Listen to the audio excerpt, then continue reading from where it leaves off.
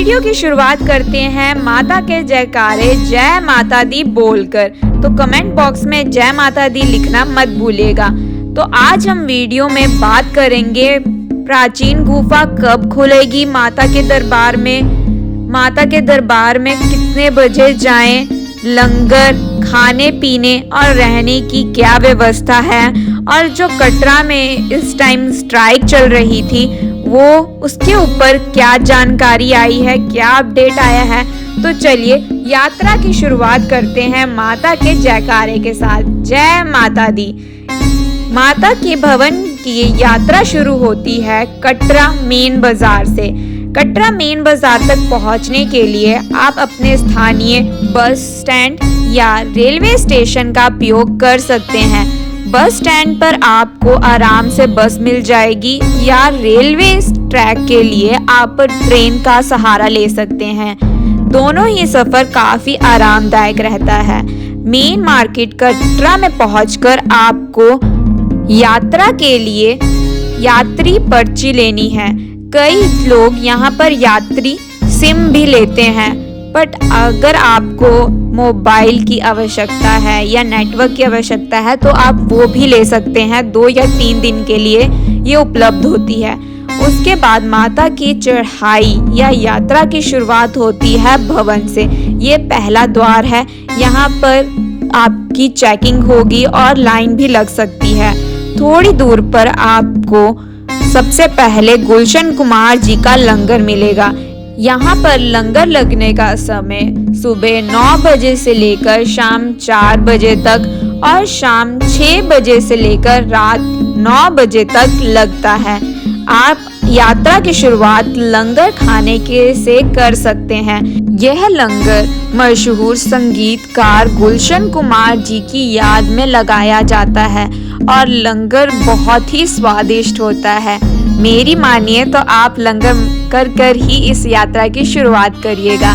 जब हम पहुंचे थे तो यहाँ पर हमें राजमा चावल, आलू पूरी और साथ में माता का पसंदीदा हलवा दिया गया था। लंगर करने के बाद आप थोड़ी दूर जाएंगे तो आपको बाण गंगा पहला पड़ाव मिलेगा। कहा जाता है कि यहाँ पर हनुमान जी ने माता से आग्रह किया था कि उन्हें प्यास लगी है, तो माता ने अपने धनुष बाण से बाण को जमीन पर मारकर वहां पर गंगा उत्पन्न की थी और हनुमान जी ने पानी पीकर अपनी प्यास बुझाई थी। और दूसरी कथा के अनुसार माता ने यहाँ पर अपने केश धुले थे, जिस वजह से इस नदी को बाण गंगा भी कहते हैं, बाण गंगा भी कहते हैं और बाल गंगा भी कहते हैं।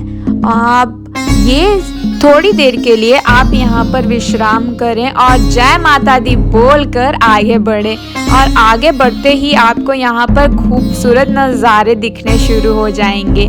बाल गंगा के साथ ही मंदिर बना हुआ है बाण गंगा प्राचीन मंदिर।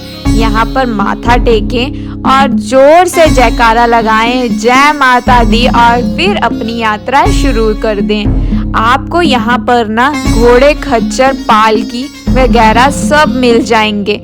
थोड़ी दूर पर आपको शुभ्रा भवन भी मिल जाएगा। ये अभी थोड़े वक्त पहले ही बना है। यहाँ पर आपको फ्री में या कह सकते हैं चाय लंगर के रूप में मिल जाएगी सर्दियों को देखते हुए। उसके बाद थोड़ी आगे जाकर माँ इच्छा पूर्ति मंदिर मिल जाएगा।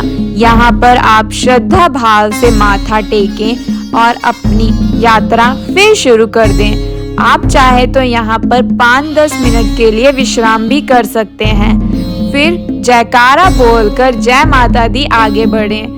थोड़ी दूर पर चलते हुए आपको माँ चरण पादुका मंदिर मिल जाएगा और इस मंदिर के बारे में कहा जाता है कि यहीं पर खड़े होकर माता ने पीछे मुड़ के देखा था कि भैरव उनका पीछा कर रहा है या नहीं, और उस स्थान पर माता के निशान रह गए थे। इसलिए इस मंदिर में आपको माता के चरणों की निशान की पूजा करते हुए मिल जाएंगे। यहाँ पर थोड़ी थोड़ी दूर पर आपको ये ढोलक वाले या ये ढोल वाले मिल जाएंगे जो आपके उत्साह को बढ़ाने में मदद करेंगे। यात्रा करने के लिए आपके पास दो रास्ते हैं। या तो आप पैदल यात्रियों की तरह घोड़े, खच्चर या पालकी में बैठकर पैदल यात्रा कर सकते हैं, या आप सीढ़ियों का सहारा ले सकते हैं। जो सीढ़ियों का सहारा लेते हैं, मेरा पर्सनल एक्सपीरियंस ये कहता है कि उनके पैरों में ज़्यादा दर्द होती है, इसलिए आप बीच बीच यात्रा में सीढ़ियाँ चढ़ सकते हैं, पर कोशिश करें कि ज़्यादातर यात्रा आप पैदल चलकर ही करें या घोड़े खच्चर की मदद से करें। अर्धकुमारी पहुंचने पर आपको 6 किलोमीटर का रास्ता पूरा हो जाता है। उसके बाद भवन का रास्ता रह जाता है। यहाँ से दो मार्ग जाते हैं, एक हाथीमत्था मार्ग जाता है और दूसरा हिमकोटी मार्ग जाता है। अगर आप घोड़े खच्चर वगैरह कर रहे हैं तो आप हाथीमत्थे के रास्ते से जाएंगे, पर अगर आप हिमकोटी के मार्ग से जाते हैं, जिसका दूरी 5.5 किलोमीटर है, वो रास्ता पैदल यात्रियों के लिए बहुत सुगम है। और यहाँ पर थोड़ी दूर के बाद आपको बैटरी कार या टैक्सी का भी सुविधा मिल जाती है। यहाँ पर आप ये ट्रॉली की सहायता से भी जा सकते हैं। थोड़ी थोड़ी दूर पर आपको बहुत सारे बंदरों का झुंड मिल जाएगा, तो कृपया करके इनको अपनी तरफ से खाने को कुछ मत दें और इनसे खाने का सामान बचा कर रखें। थोड़ी दूर बाद ही आपको देवी द्वार मिल जाएगा और यहाँ से जम्मू का नज़ारा बहुत ही सुंदर नजर आ रहा था। आप बस माता जी का नाम लेकर जय माता दी बोलते हुए आगे बढ़ें और आपको ये रास्ता बहुत सुगम लगेगा। यहाँ पर बच्चे, बूढ़े, आदमी, औरत, हर कोई अपनी मुराद लेकर आता है। कहा जाता है कि माता से मांगी हुई सच्चे दिल से मुराद, आपकी मनोकामना अवश्य पूरी होती है। थोड़ी थोड़ी दूर पर ना आपको यहाँ पर स्पीकर भी लगे हुए मिलेंगे, जिस पर माता के भजन और मंत्रों का उच्चारण लगातार होता रहेगा 24 के 24 घंटे। हाँ, जब आरती होगी तब आरती भी आपको यहीं पर ही सुनने को मिल जाएगी। ये रास्ते में ना आपको जंगली जानवर भी मिल सकते हैं। कहते हैं कि अगर आपको काला हिरन दिख जाए तो इसका मतलब है कि माता ने आपकी पुकार सुन ली है, आपकी मनोकामना अवश्य पूरी होगी, ऐसा कहते हैं। बाकी इन तथ्यों में कोई साइंटिफिक जानकारी नहीं है हमारे पास, और ये सब बात पूरी श्रद्धा की है। कोशिश करें कि जब भी आप ये ट्रिप या माता वैष्णो देवी की यात्रा प्लान कर रहे हों तो अपने साथ 1 या 2 कपड़े एक्स्ट्रा रखें। अगर आपके साथ बड़े बुजुर्ग या बच्चे हैं तो उनके साथ कोई जवान एक एक करके जरूर रहे, और कोशिश करें कि आप एक ग्रुप में चलें। यहाँ पर थोड़ी थोड़ी दूर पर आपको खाने पीने और विश्राम करने के लिए बेंच और टी स्टॉल, कॉफ़ी स्टॉल, छोटी छोटी दुकानें, ये सब मिल जाएगा। तो अपने साथ खाने पीने की वस्तु ज़्यादा मत उठा के लाएं, उससे आपकी यात्रा थोड़ी सी मुश्किल में पड़ जाएंगे आप। अपनी यात्रा सुगम और सरल बनाने के लिए हल्का सामान और थोड़ी सी चीज़ें ही उठा कर लाएं। सबसे पहले आप पहुंचोगे पार्वती भवन। पार्वती भवन पहुंचकर वहां के नज़ारे लेना आप, क्योंकि माता के भवन के बहुत ही करीब पहुंच गए हो।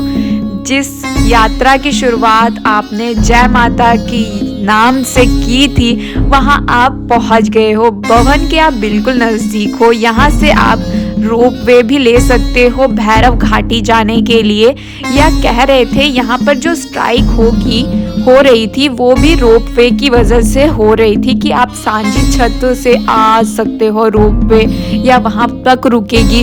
बट अभी के टाइम सारी स्ट्राइक और बाजार बंद नहीं था, सब कुछ खुला था, और आप यहाँ पर ना थोड़े से पैसे देकर रह भी सकते हैं, क्योंकि यहाँ पर अंदर सराएं हैं। और अब बारी आती है अपने सामान को जमा कराने के लिए। जमा कराने के लिए आपके पास 2-3 लॉकर होंगे। एक लॉकर है पार्वती भवन में और उसके बाद 2 नंबर और 3 नंबर वाला लॉकर है स्काई वे से नीचे जाने की तरफ। 2 और 3 लॉकर के लिए हम सीढ़ियों के माध्यम से नीचे जाते हैं और फिर वहां पर अपना सारा सामान जमा करवाते हैं। ये बिल्कुल फ्री है, इसके लिए आपको कोई पैसा देने की ज़रूरत नहीं है। बस आपके पास उनके लॉकर की चाबी होनी चाहिए और वो चाबी आप ज़रूर संभाल कर रखें और यात्रा पर्ची भी संभाल कर रखें। इस वक्त भवन के आसपास जलते कोयले रखे गए हैं थोड़ी थोड़ी दूर पर, जिससे गर्माहट वातावरण में बनी रहे। माता को चढ़ाने के लिए आप प्रसाद या भेंट स्वरूप भी ले जा सकते हैं। भेंट आपको 100 रुपए की 50 रुपए की मिल जाएगी। 100 रुपए वाली भेंट में आपको प्रसाद के साथ साथ नारियल मिलेगा और 50 रुपए की भेंट में आपको सेब प्रसाद मिलेगा।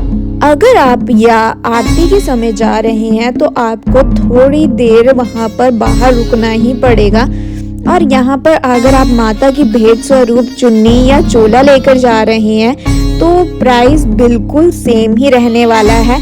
नीचे की तरफ जब आप यात्रा शुरू कर रहे होते हैं तब आप जो चोला या चुनरी लेते हैं वहाँ पर आप कम ज़्यादा करवा सकते हैं, पर ऊपर भवन के पास वाली दुकानों पर शॉप्स पर आप ऐसा नहीं करवा सकते।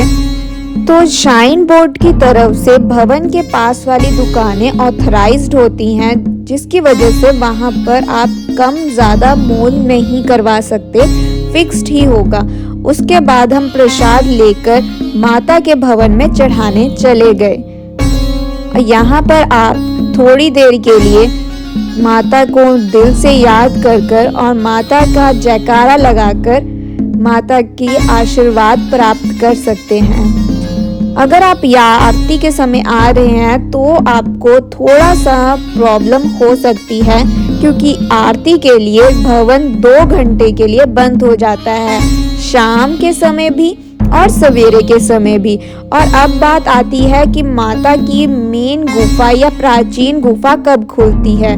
वैसे तो कहते हैं कि 14 जनवरी के बाद माता की प्राचीन गुफा खुल जाती है और ये मार्च तक खुली रहती है, पर अगर यात्री 500 से कम है तभी माता की गुफा आम जनता के लिए खुलती है। नहीं तो आप माता की जो दूसरी गुफा है जहाँ पर सारे माता के दर्शन करते हैं या तीनों पिंडियों को रखा गया है, वहाँ पर आप दर्शन कर सकते हैं। 2 किलोमीटर की दूर पर भैरव मंदिर है। कहा जाता है कि अगर आपने माता की यात्रा कर ली और भैरव देव की यात्रा नहीं की तो आपकी यात्रा पूर्ण नहीं मानी जाएगी। जब भी आप माता के भवन में आए या माता की यात्रा शुरू करें तो भैरवनाथ जी के मंदिर भी अवश्य आए। कहते हैं कि माता ने भैरवनाथ जी को ये वरदान दिया था कि जब भी कोई भक्त मेरे द्वारे पे आएगा तो तुम्हारे द्वारे पे भी आएगा, क्योंकि भैरवनाथ जी ने माता को मरते वक्त या अपने मोक्ष के द्वार पे ये प्रार्थना की थी कि माता सारे लोग आपको याद रखेंगे और आपकी पूजा अर्चना करेंगे, पर पूरा संसार मेरे नाम पे गुस्सा करेगा और मुझे गालियां देगा। तब माता को आखिरी समय में माँ माँ कहकर पुकारने की वजह से माता का दिल पिघल गया और उन्होंने भैरवनाथ को आशीर्वाद दे दिया कि मेरी यात्रा के बाद तुम्हारी यात्रा और मंदिर में जो दर्शन करेगा उसकी यात्रा सफल मानी जाएगी। इस वक्त आप अगर भैरव घाटी आ रहे हो तो वहाँ पर आप काला धागा लेना मत भूलना। काला धागा आप अपने हाथों में या काला कपड़ा आप अपने घर, गाड़ी या कार में लगा सकते हैं। तो आपको यहाँ के लंगर हॉल में आप यहाँ पर भैरवनाथ जी के दर्शन को मिल जाएगा। आगे बढ़े, यहाँ पर आप अपने साथ 1 और 2 एक्स्ट्रा कपड़े लेकर अवश्य आए। और बारिश होने की संभावना भी होती है तो अपने साथ रेनकोट ले आए, या तो यहाँ पर रास्ते में आपको बहुत सारी जगह रेनकोट मिलते हैं, आप वो भी खरीद सकते हैं। और यहाँ पर आप थोड़ी थोड़ी दूर पर ना कुछ खाते पीते अवश्य रहें, जिसकी वजह से आपके अंदर एनर्जी बनी रहेगी। सर्दियों का मौसम है तो अपने साथ या गरम कपड़ों के साथ साथ टोपी, मफलर, दस्ताने और गर्म कपड़े लेकर अवश्य आएं। ये वीडियो आपको कैसी लगी हमें कमेंट बॉक्स में बताना मत भूलिए। जयकारा लगा लिए, जय माता दी।